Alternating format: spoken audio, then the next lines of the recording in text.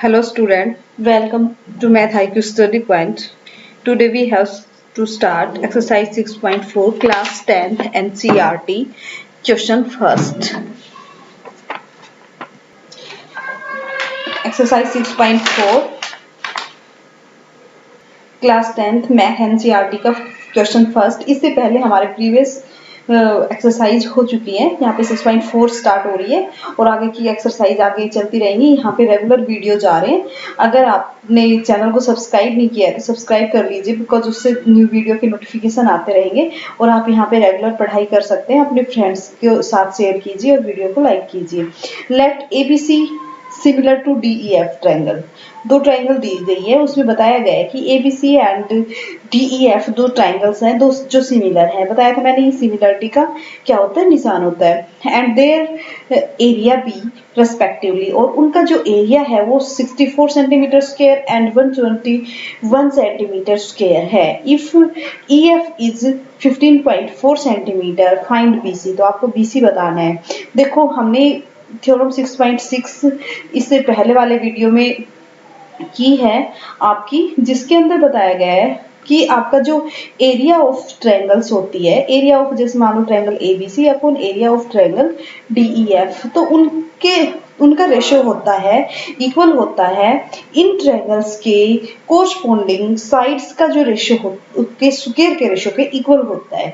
ठीक है, अगर आपने नहीं देखी था एक बार आप देख लीजिए।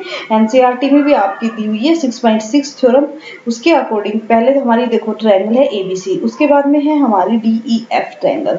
ठीक है, इसके अंदर ये कह रहा है कि जो एरिया है ना, एरिया रेस्पेक्टिवली दिया हुआ है, मतलब इसका 64 है और इसका 121 है सेंटीमीटर स्क्वायर। उसके बाद में EF दिया हुआ है, EF 15.4 दिया हुआ है, 15.4 दिया हुआ है। और आपसे पूछा क्या है, BC पूछा है।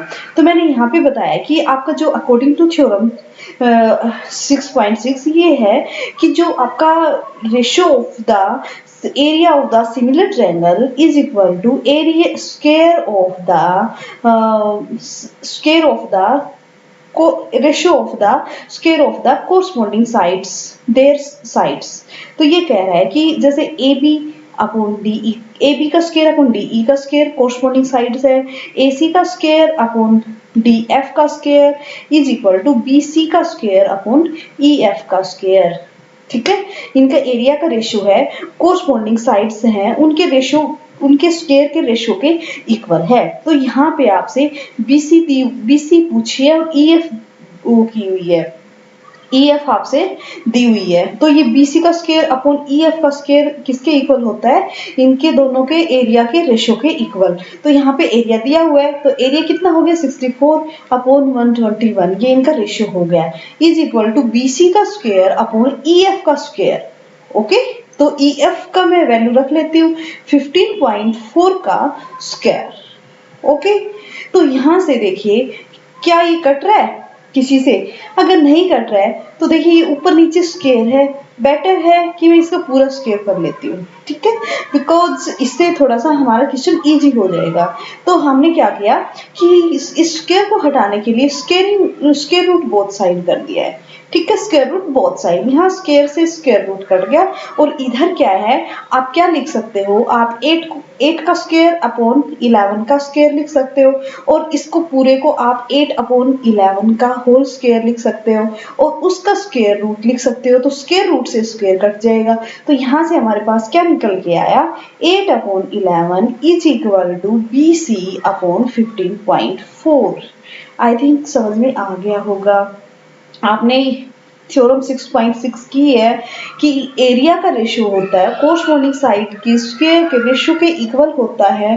तो यहाँ पे 64 upon 121 is equal to BC का स्क्वायर अपॉन EF का स्क्वायर। EF की वैल्यू दी हुई है, तो इसको होल स्क्वायर रूट किया मैंने, इसको होल स्क्वायर रूट किया, तो मेरे पास 8 upon 11 is equal to BC upon 15.4। तो यहाँ पे मेरे को BC निकालना है, तो 15.4 को मैं इस साइड लेके जाऊंगी, तो 15.4 into 8 upon 11 is equal to BC। तो मैं 11 को इससे काटूंगी, 1 जाके चला जाएगा, 0.4 जाके जाएगा। तो मैं यहाँ पे BC क्या आ जाएगा, 8 से मल्टीप्लाई कर दो, 14 8 जा कितना होता है, 14 8 जा 112 होता है। तो 112 होता है, तो पॉइंट कहाँ लग जाएगा, यहाँ पे लग जाएगा, 1 डिजिट के बाद पॉइंट है, तो ये आ गया आपके पास BC is equal to 11.2 centimetre, because all have their unit is centimetre, तो BC is equal to 11.2 centimetre. Okay, I hope you understand. ये आपको याद रखना है कि हर ट्रायंगल का रेशियो इस तरह से नहीं होता है, सिमिलर होनी चाहिए वो, और यहाँ पे सिमिलर गिवन है। Okay, this is important for it. तो हम चलते हैं नेक्स्ट क्वेश्चन की तरफ। वीडियो को लाइक कर दीजिए, चैनल को सब्सक्राइब कर लीजिए और फ्रेंड्स को शेयर कर लीजिए। अगर आपको कोई भी डाउट है तो आप कमेंट बॉक्स में कमेंट कीजिए। स्टूडेंट्स कमेंट कर रहे हैं जहाँ पे भी प्रॉब्लम आ रही है, तो I try to solve their concepts. So please अगर आपको कोई भी डाउट है तो आप कमेंट कीजिए। नेक्स्ट क्वेश्चन सेकंड है, diagonal of a trapezium ABCD, AB is parallel to DC। ये कह रहा है कि एक ट्रेपेजियम है ABCD, AB पैरेलल है DC के। This is a trapezium, AB और DC are parallel to each other, given है intersect each other at the point diagonal. क्या करेंगे, डायगोनल ऑफ द ट्रेपेजियम, इसके जो डायगोनल्स है वो O के ऊपर इंटरसेक्ट करते हैं। If AB is equal to 2CD, अगर AB है वो 2CD के इक्वल है, ठीक है। हमें क्या गिवन है, AB is equal to 2CD, या फिर आप ऐसे लिख सकते हो AB by 2 is equal to CD, ठीक है। Find the ratio of their area of the triangle AOB and COD, AOB and COD, इन दोनों ट्रायंगल्स के एरिया का रेशियो आपको बताना है। ओके, फर्स्ट ऑफ ऑल यहाँ पे हम ट्रायंगल्स कर रहे हैं, तो हम ट्रायंगल्स ही पूछा है, ट्रायंगल्स के बारे में ही पूछा है, तो इन ट्रायंगल्स के अंदर हम कुछ करेंगे। देखो, हम सिमिलरिटी प्रूव करके कुछ कर रहे हैं, तो सबसे पहला हमारा यही होगा कि हम इन दोनों ट्रायंगल्स को सिमिलर प्रूव कर लेते हैं। देखो ये DC and AB are parallel given है, तो ये डायगोनल्स हैं, तो ये और ये एंगल आपके अल्टरनेट एंगल हो गए। तो आपका ये एंगल, मान लो मैंने 1 डाल दिया, इसका नाम मैंने 2 डाल दिया, इसका नाम मैंने 3 डाल दिया, इसका नाम मैंने 4 डाल दिया, और ये दोनों भी आपके अल्टरनेट एंगल हो गए। तो आप सबसे पहले ले सकते हो triangle AOB and triangle COD, ठीक है। आपने ये दोनों ट्रायंगल्स उठा लिए, और इससे पहले आप ये भी लिख सकते हैं angle 1 is equal to angle 2, angle 3 is equal to angle 4, because these are alternate angle, ठीक है। उसके बाद में आप इसको मैं 5 नंबर डाल देती हूँ, इसको 6 नंबर डाल देती हूँ। वैसे अगर आप नंबर ना भी डालोगे तो आपको क्या करना पड़ेगा, इनको नाम डालना पड़ेगा, ODC OCD, इस तरह से इनके नाम डालना पड़ेंगे। बेटर है कि आप इस तरह से नेमिंग कर लीजिए, तो आपको नंबरिंग डाल के इजी हो जाएगा, थोड़ा सा बार बार में आपको नाम नहीं लेना पड़ेगा। तो यहाँ पे angle 5 is equal to angle 6, why, because vertical opposite angles हैं, इस वजह से। तो आपने ट्रायंगल AOB एंड आपने ट्रायंगल ली है COD, ठीक है। इन triangle AOB and triangle COD आपने क्या किया, देखो AOB आपको नजर आ रही है, AOB एंड COD आपको नजर आ रही है, ठीक है। तो AOB के अंदर आपने क्या किया, AOB के अंदर आपने लिया कि यहाँ पे angle 2 is equal to angle 1, तो ये अल्टरनेट एंगल है। Angle 3 is equal to AOB के अंदर आपका एंगल 4 है, इज इक्वल टू एंगल 3। देखो मैंने ये AOB इस साइड लिया तो AOB के एंगल्स ही ले रही हूँ, COD इस साइड लिया तो COD की ही एंगल्स ले रही हूँ। तो COD के अंदर एंगल 3 है, AOB के अंदर एंगल 4 है इक्वल, इधर 1 है इधर 2 है, तो मैंने इसी तरह से लिखा है। दूसरा angle 6 is equal to angle 5, तो इनके आप ये तो आपके alternate angle, this vertical opposite angles. तो आपके पास ये ट्रायंगल सिमिलर हो गई। सबसे पहले तो triangle AOB is similar to triangle COD by angle property, ठीक है। तीनों एंगल्स इक्वल है, इस वजह से दीज आर सिमिलर्स। और सिमिलर है तो ये आपको पता है कि area of triangle AOB upon area of triangle COD is equal to आपका क्या होगा, आपके साइड्स के स्क्वायर के रेशियो के इक्वल होगा, तो यहाँ पे आप ए बी का स्क्वायर अपॉन सी डी का स्क्वायर लिख सकते हो, बिकॉज हमें इनकी ही वैल्यू क्या है, निकालनी है। वैल्यू गिवन है, इनकी वैल्यू का हमें रेशियो गिवन है, तो उसी को हम यूज कर लेते हैं। यहाँ पे आप ऐसे भी कर सकते हैं, इस चीज को आगे एक बार ऐसे बढ़ा सकते हैं। ओके, कोई प्रॉब्लम नहीं, हम इसको एज इट इज रख लेते हैं। तो फिर देखिए यहाँ पे जहाँ ए बी है उसकी जगह पे मैं 2CD लिख सकती हूँ, तो मैं इसको लिख सकती हूँ 2CD का स्क्वायर होल स्क्वायर ही होगा, अगर ए बी का स्क्वायर है तो, अपॉन सी डी का स्क्वायर। तो इसको आप लिख सकते हो 4CD का स्क्वायर अपॉन सी डी का स्क्वायर। तो सी डी स्क्वायर से सी डी स्क्वायर कैंसिल, तो ये क्या हो गया, इज इक्वल टू 4 हो गया। तो यहाँ से आपके पास क्या निकल के आ गया, area of A O B upon area of C O D is equal to 4/1। Okay, I hope you understand. तो पूछा क्या था, यही पूछा था कि ratio of the area of the triangle AOB and COD। तो this is area of triangle, ratio आपको बताना है AOB और COD का एरिया का। तो यहाँ पे AOB तो 4 के इक्वल है और ये आपका 1 के इक्वल है। तो यहाँ पे AOB पहले दिया हुआ है, COD बाद में दिया हुआ है, तो पहले AOB का ये रेशियो लिखोगे और बाद में COD का। ये आपको इंपॉर्टेंट पॉइंट्स है कुछ जो आपको हमेशा ध्यान रखने हैं। अगर ये पूछता कि find the ratio of the area of the triangle COD and AOB, तो आपको 1:4 करना था, लेकिन यहाँ पे AOB और COD लिखा है तो 4:1 हो जाएगा। ओके, बात न्यूमेरिकल वैल्यूज इक्वल है, लेकिन फिर भी आपको 1:4 और 4:1 में डिफरेंस होना चाहिए, क्योंकि 4 किसका है, 4 तो AOB का है और COD का 1 है। अगर हम इनका एरिया पूछ लेंगे तो उनका रेशियो ही आएगा। तो आपको AOB टू COD पूछा तो 4:1, ओके, और COD टू AOB पूछता तो 1:4 होता। ठीक है, ये आपको ध्यान रखना है लास्ट में पूरे क्वेश्चन को सोल्व करके, और लास्ट में मिस्टेक मत कर देना। ओके, तो हम नेक्स्ट चलते। आई होप समझ में आ रहा होगा, लाइक कर लीजिए अगर वीडियो लाइक नहीं किया है तो। नेक्स्ट क्वेश्चन है figure ABC and DBC, ABC and DBC। ठीक है, are two triangles same base BC के ऊपर सेम, BC के ऊपर सेम दो ट्रायंगल्स हैं ABC एंड DBC। ठीक है, एक ये वाले ट्रायंगल और एक ये वाले triangles on the same base BC। ठीक है, इनका दोनों का बेस BC सेम है। If AD intersect BC at O, ये हमें दिखाई दे रहा है कि AD है वो O पे BC को काट रहा है, सो दैट आपको बताना है कि area of the triangle ABC upon area of triangle DBC is equal to AO upon BO, ये आपको बताना है। तो सबसे पहले हमें देखो area of ABC, area of DBC, तो इसके लिए हमें क्या करना पड़ेगा, इन दोनों ट्रायंगल्स का एरिया निकालना पड़ेगा। इन दोनों ट्रायंगल्स का अगर हम एरिया निकालेंगे तो हमें एक परपेंडिकुलर हाइट की जरूरत पड़ेगी, लेकिन यहाँ पे इंटरसेक्ट कर रहा है, ऐसे नहीं बताया कि परपेंडिकुलर बाइसेक्ट है या इंटरसेक्ट है, ऐसा कुछ नहीं बताया है। तो हम यहाँ पे क्या कर लेते हैं, फर्स्ट ऑफ ऑल परपेंडिकुलर डाल लेते हैं। यहाँ पे हमने परपेंडिकुलर डाल लिया है। ठीक है, इनका नेमिंग कर लेते हैं। ये हमने डाल दिया AP एंड DM, दो परपेंडिकुलर डाल दिए हैं। अब हमारा area of ABC, area of triangle ABC क्या हो जाएगा, हमें पता है कि 1/2 बेस इंटू हाइट, तो बेस हमारा ये BC हो जाएगा, जिसके ऊपर हमने परपेंडिकुलर डाल रखा है वही हमारा बेस होता है। ठीक है, हम बेस, ये ट्राइंगल है, इसके अंदर इसको भी बेस मान सकते हैं, इसको भी बेस मान सकते हैं, इसको मान सकते हैं, लेकिन जहां से हम जिस साइड के ऊपर हम परपेंडिकुलर डालते हैं ना, उसी चीज को हम बेस मान लेते हैं। तो यहाँ पे आपका क्या है, ये बेस है BC और इसके ऊपर परपेंडिकुलर क्या है, AP है जो हमने डाला है।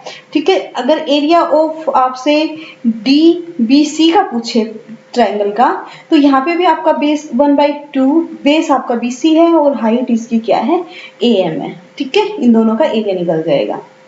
तो इनका रेशियो पूछ रहा है तो रेशियो निकाल लेते हैं। रेशियो अगर पता है तो आपको पता है कि डिवाइड करना है, दोनों को हम यहीं से डिवाइड कर लेते हैं। डिवाइड करने में 1/2 BC कट जाएगा, तो ये क्या निकल के आया, ये हमारे पास निकल के आया AP अपॉन AM।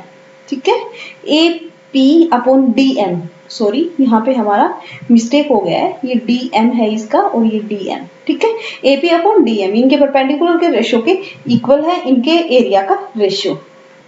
यहाँ से हम ट्रायंगल लेते हैं APO एंड DMO, ठीक है। इन triangle APO and triangle DMO, ठीक है। ये दोनों ट्रायंगल्स हमने लिए हैं, आपको नजर आ रही होंगी, ये APO है और ये DMO है, ठीक है। तो इसके अंदर आप लिख सकते हैं कि angle APO is equal to angle DMO because 90 degree है, बोथ आर 90 डिग्री है।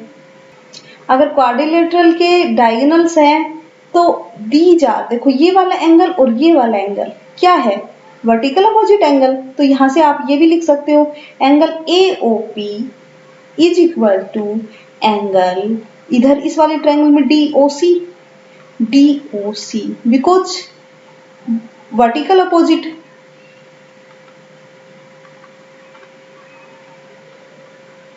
वर्टिकल अपोजिट एंगल है ये, ठीक है। तो triangle APO and DMO are similar because angle angle property, जब दो एंगल्स इक्वल हो जाते हैं तो हमारी ट्रायंगल सिमिलर हो जाती है। तो triangle APO similar to triangle DMO because angle angle property, ठीक है। ये चीज आपको लिख देनी है। उसके बाद में हमारे पास आ गया ये दोनों के दोनों ट्रायंगल्स हमारे सिमिलर हैं। पूछा क्या है हमारा AO अपॉन DO पूछा है हमें, इन दोनों के रेशो के इक्वल, लेकिन हमारे पास AP और DM आया हुआ है। तो इन दोनों ट्रायंगल्स के अंदर हमने इस वाली ट्रायंगल को और इस वाली ट्रायंगल्स को सिमिलर प्रूव किया है। अगर सिमिलर प्रूव किया है तो हमें इस बात का पता है कि इनकी कोरस्पोंडिंग साइड्स का जो रेशियो है वो इक्वल है, ठीक है। तो यहाँ पे आप क्या कर सकते हैं, आप यहाँ पे लिख सकते हो कि इन ट्रायंगल्स, मैं यहाँ से देखो ऊपर लेके जा रही हूँ कि ट्रायंगल्स APO और आपका DMO के अंदर आपका जो PO अपॉन है MO is equal to corresponding sides का रेशियो लिख रही हूं मैं, यहाँ पे AP upon DM is equal to आपका हो गया AO अपॉन DO। देखो ये परपेंडिकुलर और बेस, मतलब परपेंडिकुलर और बेस है, तो मैंने PO अपॉन MO किया है, ठीक है। उसके बाद में मैंने ये लाइन ली है AP अपॉन DM, उसके बाद मैंने ली है AO अपॉन DO, आपको नजर आ रही होंगी, ठीक है। ये इक्वल है किस लिए, ये दोनों सिमिलर है इस वजह से, ठीक है। ये आपको पता होना चाहिए। अब देखिए यहाँ पे देखिए area of this is equal to this, आपको ये बताना है, लेकिन यहाँ पे तो हमारे पास एरिया का रेशियो है वो AP अपॉन DM आया हुआ है, तो AP अपॉन DM यहाँ से आपके पास क्या आ रहा है, AO अपॉन DO आ रहा है। तो यहाँ पे आपके ये इस इक्वेशन का आप इक्वेशन 1 नाम डाल दीजिए, इस वाली इक्वेशन का आप नाम 2 डाल दीजिए। तो यहाँ पे आप इस चीज को लिख सकते हो, इक्वेशन 1 को लिख सकते हो कि area of triangle ABC upon area of triangle DBC is equal to AO upon DO, और यहाँ पे लिख दीजिए फ्रॉम इक्वेशन 2, क्योंकि हमने ये वैल्यू AP अपॉन DM की value AO upon DO equation 2 से ही तो लिखी है, तो यहाँ पे डाल दीजिए और यही हमें प्रूव करना था, और लिख दीजिए हैंस इट इज प्रूव्ड, ठीक है, इट इज प्रूव्ड। ओके, तो क्या करना है कि सबसे पहले आपने परपेंडिकुलर डाला, सबसे पहले इन्होंने जो बताया उसके अकॉर्डिंग किया आपने, तो यहाँ पे आपने परपेंडिकुलर डाला और इनका, क्योंकि आपको 1/2 बेस इंटू हाइट करना है, तो बेस इंटू हाइट से ये दोनों ट्रायंगल्स का एरिया का रेशियो निकाला, जो हमारे पास AP अपॉन DM आया। फिर आपने AP और DM का रेशियो कहीं से और निकालना पड़ेगा, आपको पता चला कि हम इन दोनों ट्रायंगल्स से निकाल सकते हैं, तो इन दोनों ट्रायंगल्स को आपने यूज किया, दोनों को सिमिलर प्रूव किया तो उनकी कोरस्पोंडिंग साइड्स का रेशियो इक्वल आ गया। तो यहाँ पे आपको पता चला कि AP अपॉन DM है वो AO अपॉन DO के इक्वल भी है, और यही आपको निकालना था, ठीक है। Area of triangle ABC upon area of triangle DBC is equal to AP upon DM था, लेकिन यहाँ से हमें ये भी पता चल गया कि AP upon DM AO upon DO है, तो इस वजह से area of the triangle ABC upon area of triangle DBC is equal to AO upon DO, hence it is proved. ये हमारा होता है क्वेश्चन नंबर 3। आई होप आपके समझ में आ रहा होगा। अगर समझ में आ रहा है तो इसी तरह के और वीडियोस के अपडेट के लिए चैनल को सब्सक्राइब कर लीजिए और वीडियो को लाइक कर दीजिए, फ्रेंड्स के साथ शेयर कर लीजिए। चलते हैं नेक्स्ट क्वेश्चन की तरफ। अगर आपको पसंद आ रहा है ठीक है, समझ में आ रहा है तो ठीक है, अगर कोई भी डाउट है तो कमेंट कीजिए। और इस चैप्टर को बहुत सारे स्टूडेंट्स हार्ड लेके चलते हैं, लेकिन हार्ड नहीं, कुछ प्रॉपर्टीज होती हैं उनको आपको याद रखना है, उनको यूज करना है। आप एक बार दो बार कीजिए, आपके इजीली समझ में आ जाएगा। और वैसे भी इस बार ड्यू टू कोरोना वायरस बोला जा रहा है कि आपका 30% सिलेबस कम कर दिया जाएगा, बिकॉज स्कूल आपकी नहीं लग पा रही है। बट अभी किया नहीं गया है, हो सकता है कि हो जाएगा। अगर कुछ कमी होती है सिलेबस में तो आपके लिए अच्छा रहेगा, क्योंकि आपके पास इतना टाइम नहीं है सिलेबस को कवर करने के लिए। तो यहाँ पे आप देखिए question number 4, if the area of the two similar triangles are equal. इसने कहा है कि दो सिमिलर ट्रायंगल्स हैं, उनका एरिया इक्वल है, prove that they are congruent. आप इस चीज को प्रूव कीजिए कि वो कॉन्ग्रुएंट है। जब तक ये पेंडेमिक खत्म नहीं हो जाती है तब तक आप घर पे रहिए, सेफ रहिए और पढ़ाई हमारे साथ कर लीजिए। सिलेबस तब तक यहाँ पे आप कंप्लीट कर लो, जब तक स्कूल लगते हैं तब तक। तो यहाँ पे देखिए ये कह रहा है कि दो ट्रायंगल्स हैं, आपने मान लो कि ट्रायंगल ABC एंड DEF लिया है, ठीक है। उसमें कह रहा है कि उनका एरिया है ना इक्वल है, तो ठीक है, area of this is equal to area of this, ठीक है, इज इक्वल है। तो यहाँ पे इनका रेशियो क्या आ जाएगा, एरिया का, एरिया ऑफ ट्रायंगल ABC आपका होता क्या है, एरिया ऑफ DEF। अगर दो ट्रायंगल्स हैं सिमिलर है तो उनका जो एरिया होता है, ये कह रहा है कि सिमिलर है दोनों ट्रायंगल सिमिलर हैं। तो यहाँ पे आप लिख लीजिए triangle ABC and triangle DEF are similar यहाँ पे लिख दीजिए गिवन, क्योंकि गिवन है। सबसे पहले आप यही चीज लिखिए कि given triangle ABC and DEF are similar, ये चीजें दी हुई है। तो यहाँ पे दूसरा दिया हुआ है कि इनका एरिया है ना वो इक्वल है, ये दोनों चीजें गिवन है, ठीक है। उसके बाद आपने इनका रेशियो निकाला, तो इक्वल है तो ये 1 आ गया। मान लो 2/2, 3/3, x/x, y/y कुछ भी है तो आपका इक्वल टू 1 हो जाएगा। अगर ये 1 है तो आपको क्या करना है आगे, और आपको ये भी पता है कि area of triangle ABC, area of दो सिमिलर ट्रायंगल्स का एरिया का रेशियो होता है वो उनकी कोरस्पोंडिंग साइड्स के स्क्वायर के रेशियो के इक्वल होता है। अभी आपने थ्योरम यूज कर रहे हो आप इसी एक्सरसाइज में, और थ्योरम का वीडियो भी अपलोड कर चुकी हूँ, उसका लिंक डिस्क्रिप्शन बॉक्स में मिलेगा और आप एक बार कर लीजिएगा। तो यहाँ पे है आपका ट्रायंगल, मान लो आपने नाम डाल दिया ABC एंड यहाँ पे डाल दिया DEF, ठीक है। ये दोनों ट्रायंगल्स आपने लिए DEF, तो कोरस्पोंडिंग साइड्स होती है उनके स्क्वायर के रेशियो के इक्वल है। तो यहाँ पे कोरस्पोंडिंग साइड्स का रेशियो आपका AB का स्क्वायर का रेशियो अपॉन DE का स्क्वायर का ratio is equal to AC का स्क्वायर का रेशियो अपॉन DF का स्क्वायर का ratio is equal to BC के स्क्वायर का रेशियो, किसके EF के स्क्वायर के रेशियो के इक्वल है। मतलब AB स्क्वायर अपॉन DE का square is equal to AC का स्क्वायर अपॉन DF का square is equal to BC का स्क्वायर अपन EF को स्क्वायर के इक्वल इनका एरिया और इक्वल टू 1 भी गिवन है, क्योंकि ये इक्वल है तो इनका रेशियो 1 हो गया। तो यहाँ से आपके पास इतना समझ में आ गया होगा, अगर इनका रेशियो इसके इक्वल है और 1 के भी इक्वल है तो इसका मतलब ये हुआ ना AB अपॉन DE का स्क्वायर इज इक्वल टू 1 है, 1 मतलब स्क्वायर रूट किया 1 ही हो गया। AB अपॉन DE भी 1 है, इसका मतलब ये हुआ कि आपका AC अपॉन DF भी 1 है और आपका BC अपॉन EF भी 1 है। इसका मतलब ये हुआ कि AB is equal to DE है और AC अपॉन DF है और आपका AC is equal to DF है और आपका BC is equal to EF है। यहाँ से ये चीज निकल के आ गई। अगर दो ट्रायंगल्स हैं, दोनों ट्रायंगल्स की कोरस्पोंडिंग साइड्स इक्वल हैं, उनका रेशियो 1 है, तो इसका मतलब ये हुआ ना, मैंने पहले ही क्वेश्चन में करवाया था, 6.1 के पहले क्वेश्चन में ही करवाया था कि सिमिलर क्या होती है और कॉन्ग्रुएंट क्या होती है। सिमिलर्स तो होती है कि आपकी जो कोरस्पोंडिंग साइड्स का रेशियो इक्वल हो, मतलब ये इसके जितने मल्टीपल है उतने ही मल्टीपल बाकी की साइड्स हो या सारे एंगल इक्वल हो। और कॉन्ग्रुएंट क्या होती है कि कोरस्पोंडिंग साइड्स एक दूसरे की इक्वल हो। तो वही चीज हमारे पास आ रही है कि कोरस्पोंडिंग साइड्स इक्वल है। तो आप कह सकते हो कि ट्रायंगल ABC है वो कोंग्रुएंट है। कोंग्रुएंट का ये निशान होता है ट्रायंगल DEF के from S property, side side side property से आपकी ये ट्रायंगल्स क्या है, कोंग्रुएंट है। ओके, समझ में आ गया होगा। दो ट्रायंगल्स हैं, उनके एरिया का रेशियो इक्वल, उनका एरिया इक्वल है तो एरिया का रेशियो 1 हो गया, और एरिया का रेशियो आपका कोरस्पोंडिंग साइड के स्क्वायर के रेशियो के इक्वल होता है। तो साइड के स्क्वायर के रेशियो 1 है तो साइड्स का रेशियो भी 1 हो गया, कोरस्पोंडिंग साइड्स का रेशियो भी 1 हो गया, तो वो इक्वल हो गई कोरस्पोंडिंग साइड्स इक्वल हो गई तो वो कोंग्रुएंट हो गई। सारी की सारी साइड्स कोरस्पोंडिंग साइड्स तीनों की तीनों इक्वल है तो वो क्या हो गई, वो ट्रायंगल कोंग्रुएंट हो गई, और वो हमने एस प्रॉपर्टी से कोंग्रुएंट प्रूव की है। तो this is proved. Okay, I hope समझ में आ गया होगा।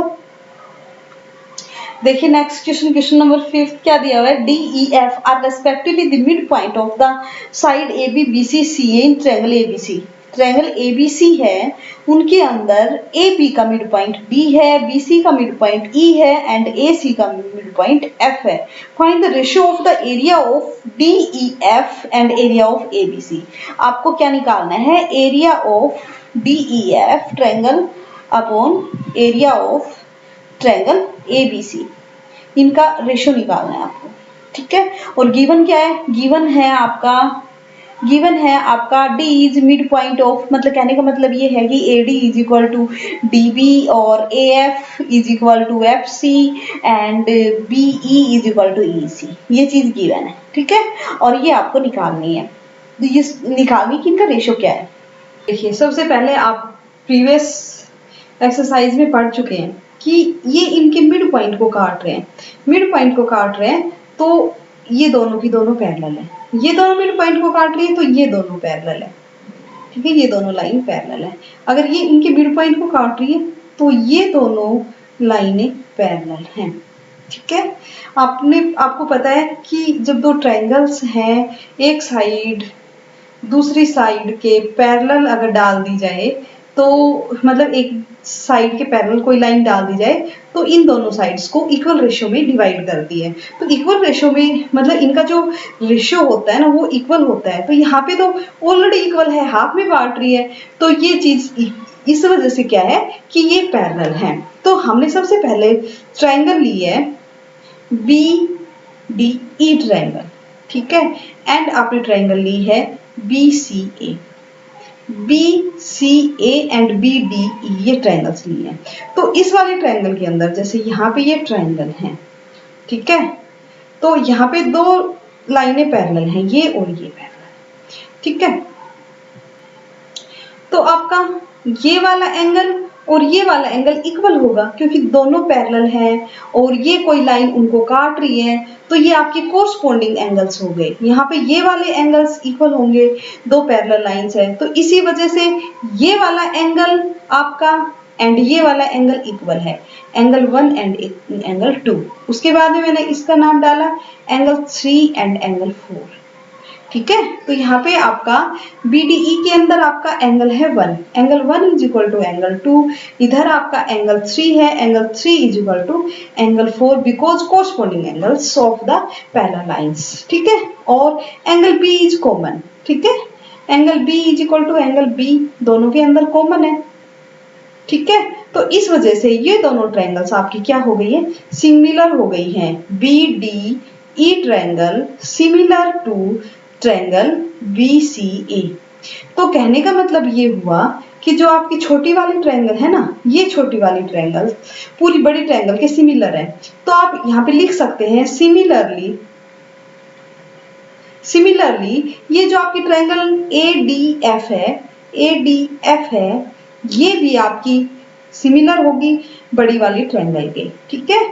और आपकी जो ये वाली ट्रायंगल है, आपकी ये वाली ट्रायंगल है CFE ट्रायंगल CFE ई है वो भी सिमिलर होगी ट्रायंगल ए बी सी के, क्योंकि इसी तरह से मिड पॉइंट को काट रही है तीनों की तीनों लाइन, इसी तरह से कॉरस्पॉन्डिंग एंगल्स हो जाएंगे, इक्वल हो जाएंगे, तो एंगल एंगल एंगल प्रॉपर्टी से दीज आर सिमिलर्स। तो ये कहने का मतलब ये हो गया ये ट्रायंगल और ये ट्रायंगल बड़ी वाले ट्रायंगल्स के सिमिलर हैं, ठीक है, ये तीनों की तीनों ट्रायंगल्स। यहाँ से ये चीज हमारे पास निकल के आ गई है, ये 3 इक्वेशन हमारे पास निकल के आ गई है। मैंने इसको इक्वेशन 1 डाल दिया, इसको 2 डाल दिया, इसको 3 में भी डाल दिया, ठीक है।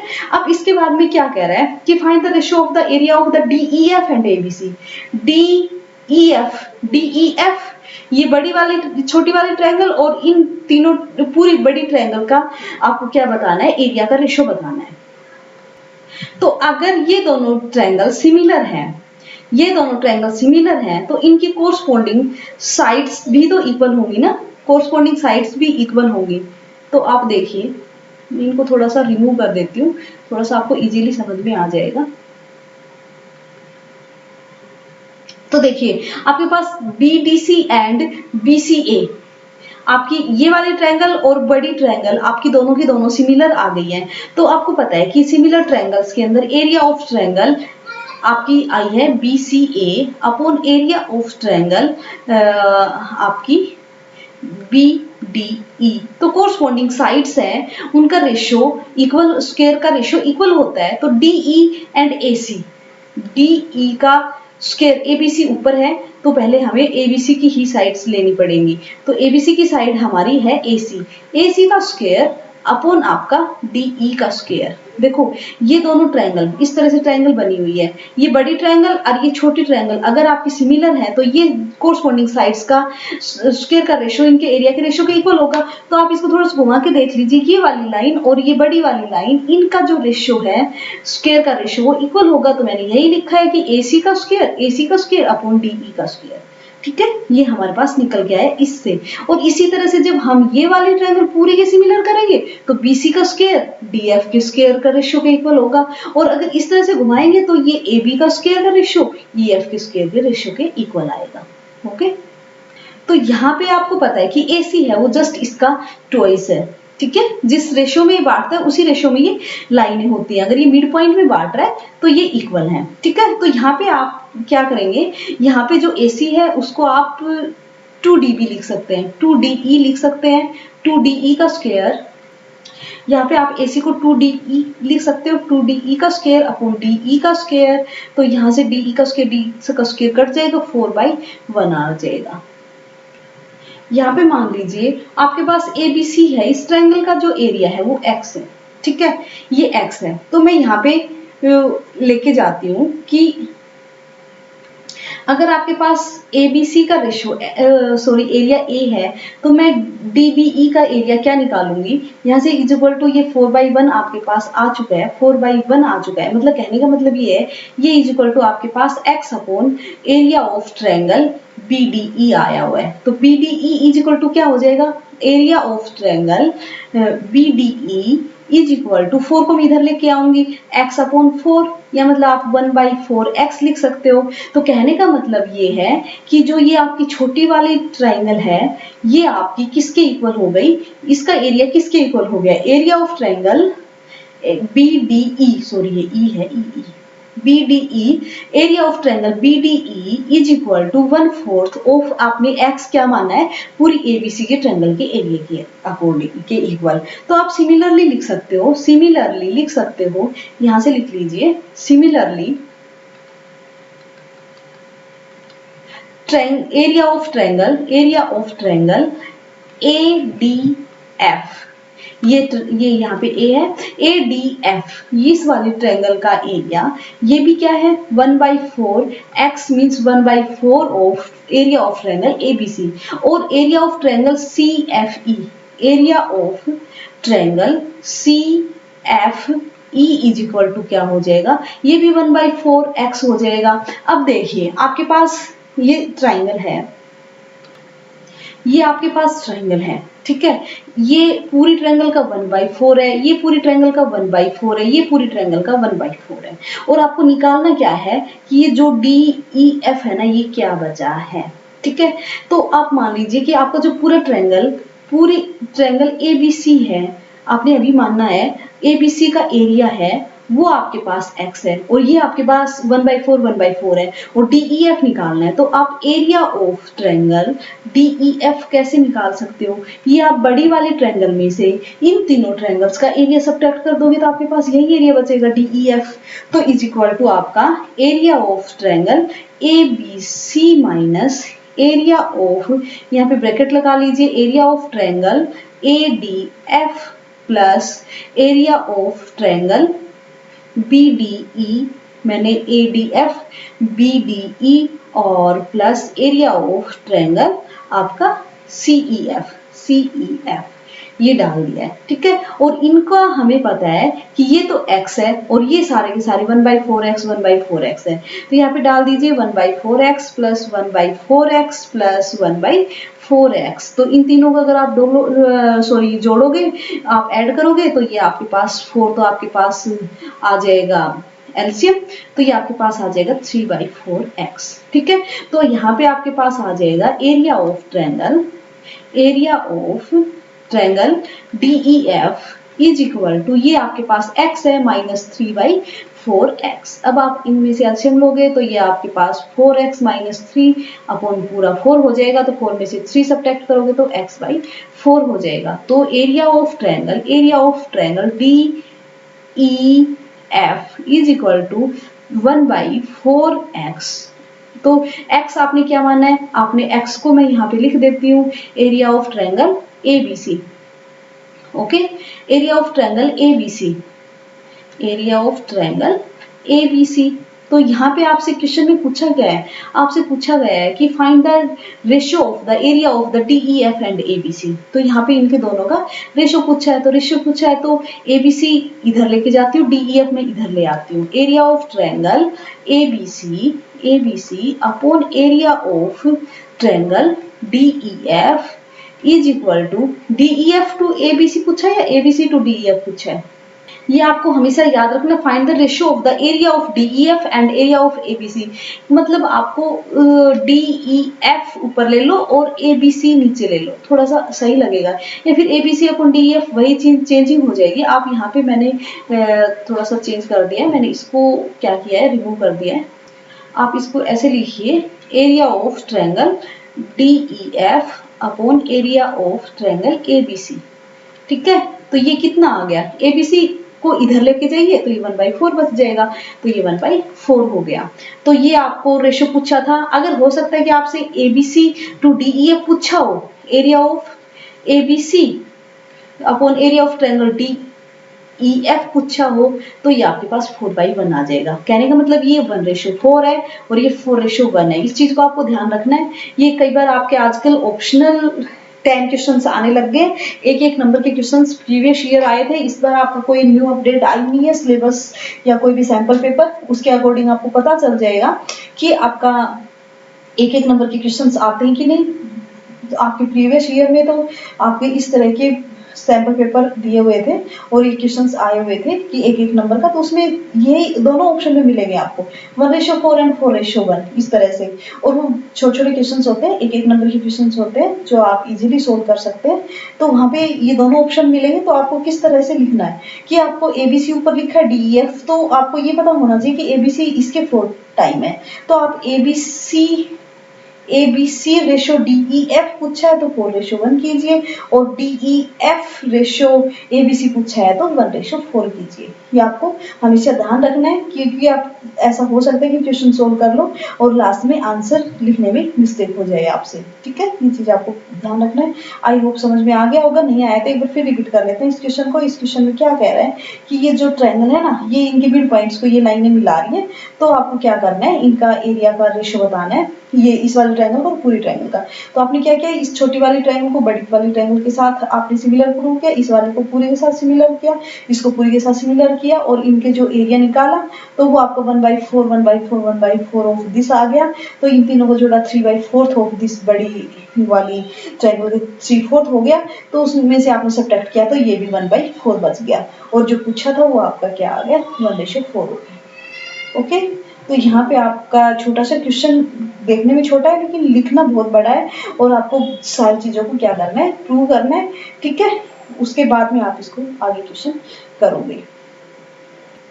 आई होप आपके समझ में आ गया होगा। नेक्स्ट क्वेश्चन नेक्स्ट वीडियो में करते हैं। वीडियो काफ़ी लेंथी हो गई है, आज हम यहीं पे स्टॉप करते हैं। आपने अगर वीडियो को लाइक नहीं किया तो लाइक कर लीजिए और चैनल को सब्सक्राइब कर दीजिए। अपने फ्रेंड्स के साथ भी शेयर कीजिए, बिकॉज वो भी आपके इस लॉकडाउन के टाइम पे आपके साथ साथ स्टडी कर लेंगे। Okay, thank you students, bye bye, have a nice day, take care.